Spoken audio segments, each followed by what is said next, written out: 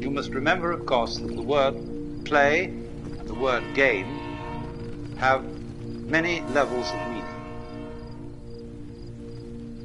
We are accustomed to use the word play in opposition to work and to regard play as trivial and work as serious. "You're only playing with me," says a girl to a suitor. "You're not serious."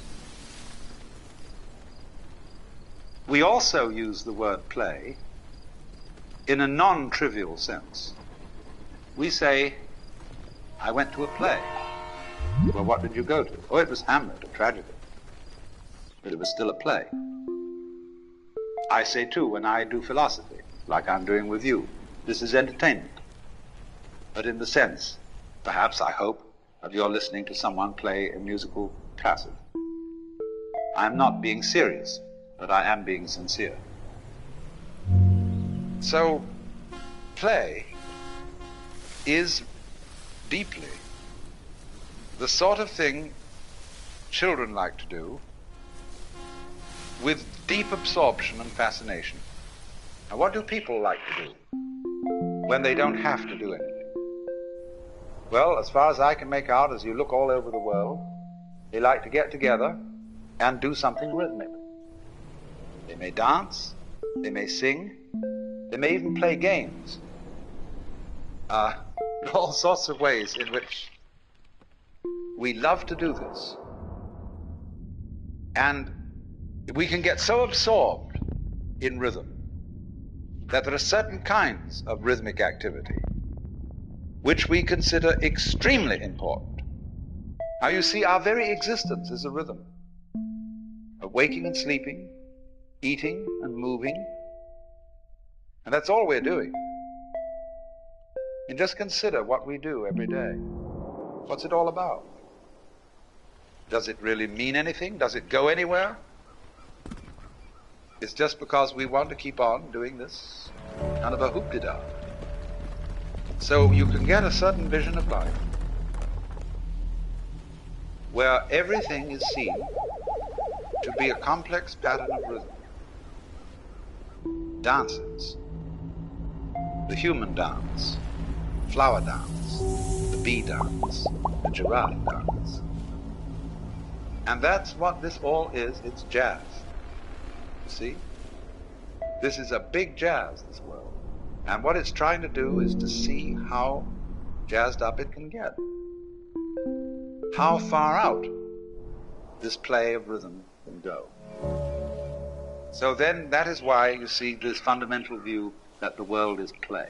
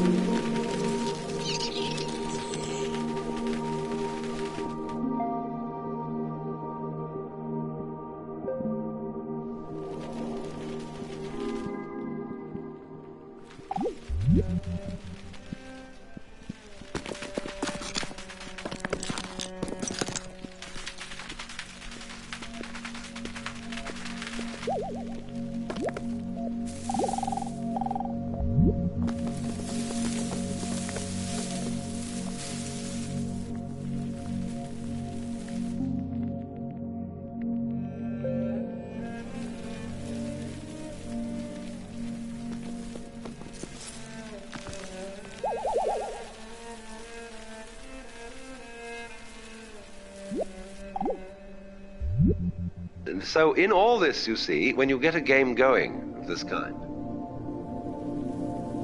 there comes the point of what you might call emotional investment. When you feel that the outcome of this particular feature in the game is urgent. See, this matters. And it's up to you what you think matters. We teach our children what matters, what's important for them to learn. And we teach them basically that it's important to live. You must go on. That's terribly important. But when you see you have this terrifying urgency to go on and feel you must, this is important, this matters, we screen out of our consciousness the fact that this is our own volition and our own game.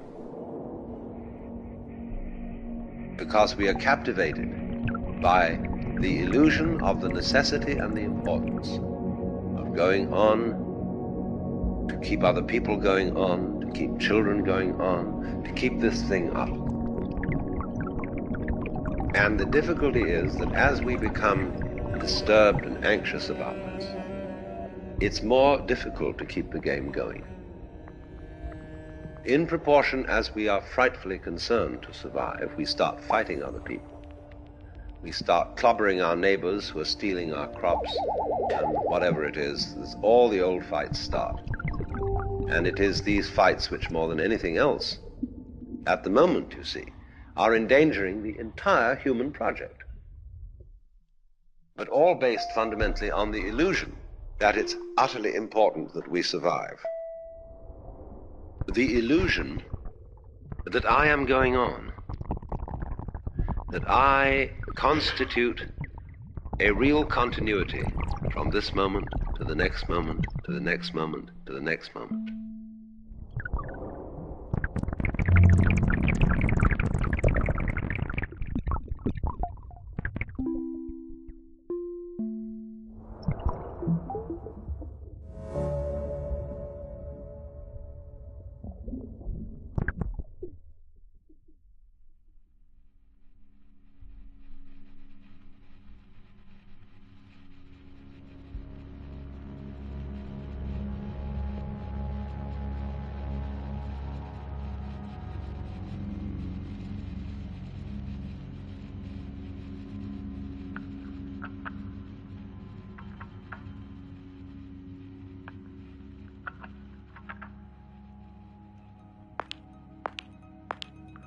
I find it of this seminar is going to be because it's too fundamental to give it a title. I'm going to talk about what there is. Now, the first thing, though, that we have to do is to get our perspectives with some background about the basic ideas which influence our everyday common sense, our fundamental notions about what life is about. Ideas of the world which are built into the very nature of the language we use and of our ideas of logic and of what makes sense altogether. And these basic ideas I call myth, not using the word myth to mean simply something untrue, but to use the word myth in a more powerful sense. A myth is an image in terms of which we try to make sense of the world.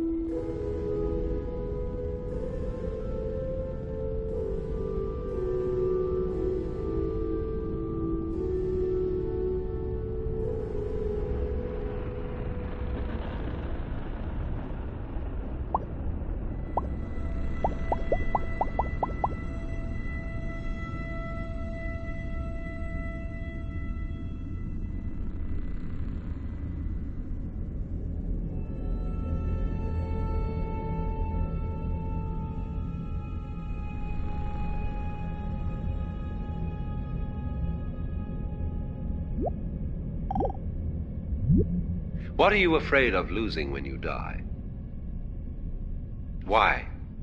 All the capital you've acquired during your life, the experiences, the friends, the status, the skills, everything that you remember would be destroyed ordinarily when you die. In other words, we are afraid of losing the past. Now it's perfectly obvious that when you die, yes, everything that you've acquired as an individual and stored in your brain is dissolved and distributed. But at the same time, it is equally obvious that when you die, there won't be, following the moment of death, everlasting nothingness.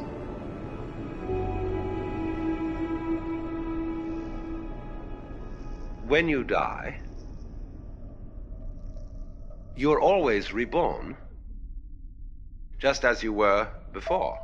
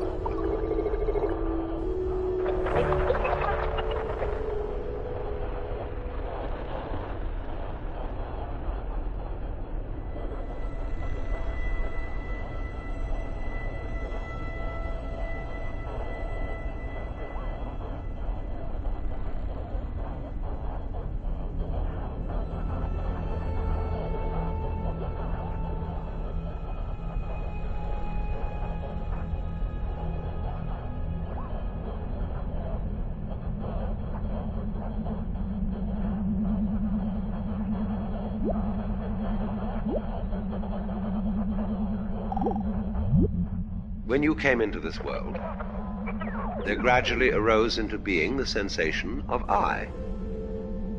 And it stays there a while, it goes through a development, and then it drops off. But all the time, everywhere, there are other I's starting up. See? Whether they be human, animal, anything you like. They be in other galaxies, etc. Always, they're starting up. Now, you would say, is there no connection between them? No, in the same way there is no connection between the molecules in your hand. And yet you say it is a hand. But if you look at it under a powerful enough microscope, the molecules in your hand are miles apart. And you would say there's no connection between them. What's the connection between this galaxy and other galaxies? Well, we can't see any connection. And yet there are gravitational swings whereby they respond to each other and move in a certain collective order. So in a very similar way, the constant appearance of beings who feel that they are I constitute a wave motion. You can see it either way. You can see yourself, in other words, as existing only now. That's the only you there is. The alternative to that, logically, is to see yourself as everything.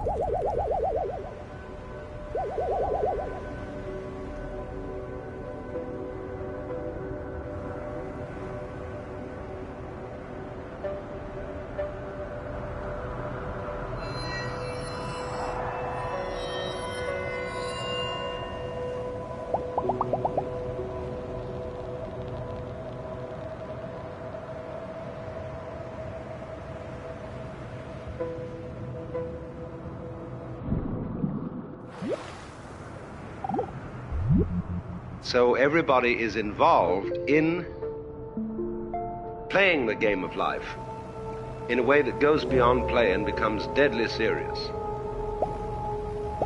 And as a result, the whole of existence is lived in a state of constant frustration, because you are trying all the time to hold together and to preserve something which in the long run can't be preserved at all.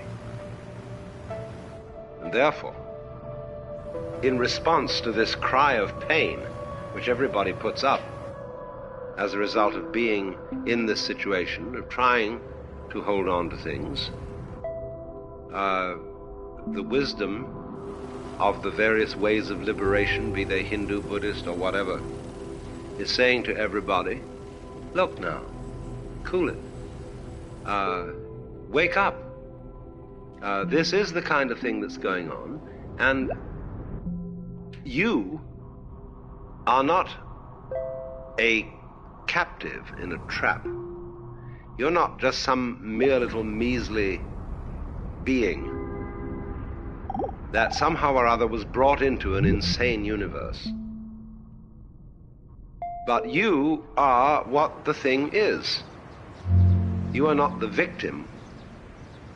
You are the system. Only you have identified yourself with a one wave in it. That is to say, a particular accumulation of memories, of associations, of skills, of things that you've learned. And you don't want to let go of them, because you found in that accumulation of memories, which you call yourself, an identity. So you know where you are, or think you do. But actually, you don't need to be anywhere. Where is the universe? Think up an answer to that one. And so the question, where is the universe, is really ultimately the same question as where are you? So what this is saying is, look, let go. It's all right to play the game, be involved, work out the various intrigues, problems, creative projects, and so on that life involves. That's fine. But if you get involved in it so that you're hung up, this deprives you of delight and joy in playing the game. So the point is to get people unhung up on the whole thing.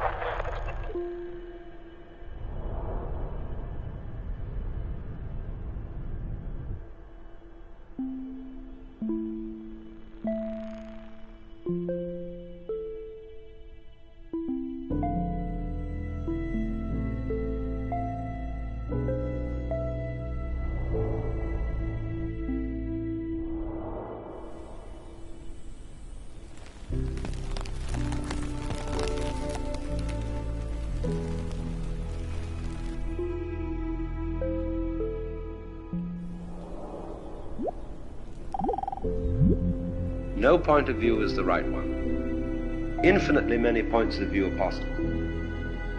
But if you take a point of view and you insist that's the only point of view, then you're hung up on it. So long as you insist that black is black and white is white and that there are Republicans and Democrats and capitalists and communists and good guys and bad guys, it's a hang-up.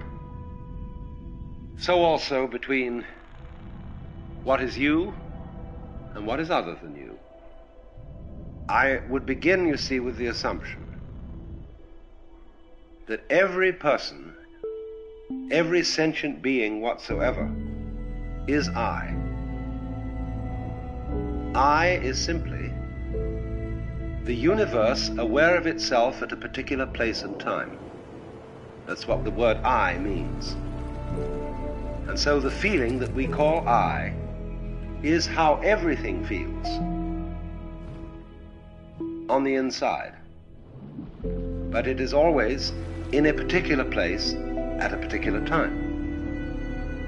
And these particular places and particular times, they keep going on and on and on and on and on. Myriads of them, all over. And you feel that you are I just as much as I feel that I am I. And your I feeling and my I feeling are essentially the same. Only we're looking from different places. But it's all one I. Only we don't see this because we are hung up on the coming and going of I, on the particular circumstances in which every I appears. So because of our myopia, because our point of view is fascinated by the details and the differentiations between everything that's going on, the differentiations between people, the differentiations between generations, we are so preoccupied with that particular view of things that we're hung up on it. And we don't see that it's the same thing happening again and again and again. And that every I that comes into this world is you.